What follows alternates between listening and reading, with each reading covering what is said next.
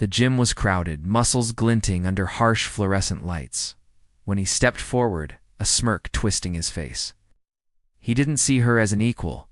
He saw a target. His hands swung with arrogance, aiming at her face with a confidence born from number 70 Marines behind him, ready to back him up. But Mara Jenkins had faced far worse.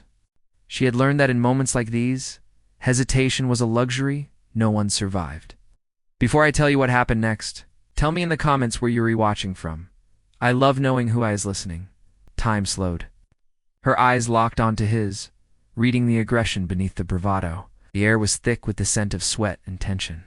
The hum of fluorescent lights blending with murmurs from nearby recruits. Mara's fingers twitched near her training knife, but she didn't reach for it. She didn't need it. Her body moved with the precision of years drilled into muscle memory. He struck. It was fast, bold, a swing meant to intimidate, to establish dominance. She intercepted, not with force, but with absolute efficiency. Her hands gripped his wrist, twisting sharply, leveraging every ounce of her training. The sound of bone shifting echoed softly, almost drowned by gasps and the sudden stillness that swept through the gym.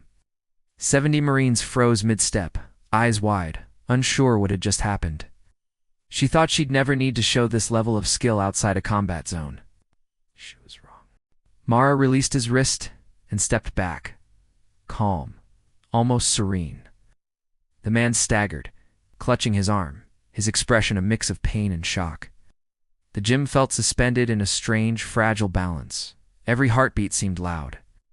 Dust floated lazily in shafts of sunlight that fell through the windows, catching on the tension like silver threads. The murmurs began, soft at first, almost reverent. Then they grew.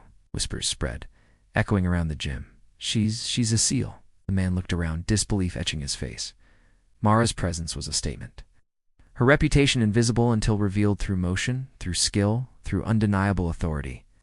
The commander stepped forward, eyes sharp, voice calm, yet cutting through the noise. It's enough.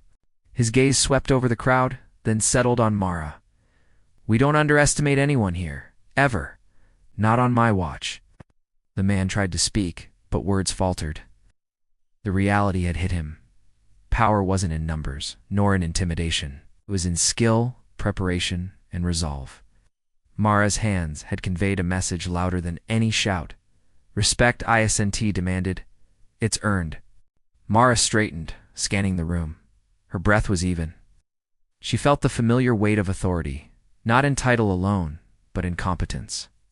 The 70 Marines had learned a lesson in seconds that would echo long after this moment. Underestimate her, and consequences followed, swift and precise. Outside the gym, the wind carried away the tension, rustling leaves and scattering the faint echo of disbelief. Mara's mind wandered briefly to the men she'd trained, the missions she'd led. The countless times skill had spoken louder than bravado. Every step she took now was deliberate, measured. Proof that discipline and courage could rewrite the expectations of those around her. Because strength isn't always loud. Sometimes it's the quiet, precise action that leaves an entire room in awe. Sometimes it's the calm hand in a moment of chaos that teaches respect more than words ever could. As the men nursed their surprise, whispers of admiration replaced the earlier ridicule. Mara walked out, head held high, a subtle smile curving her lips. The lesson was learned. The authority was undeniable. And the truth remained. Courage doesn't need permission, it asserts itself. Guess skill doesn't vanish, it waits. And it finds its way back when needed most. If this story inspired you, share your thoughts in the comments and subscribe to Whispered Words for more true-life mission stories.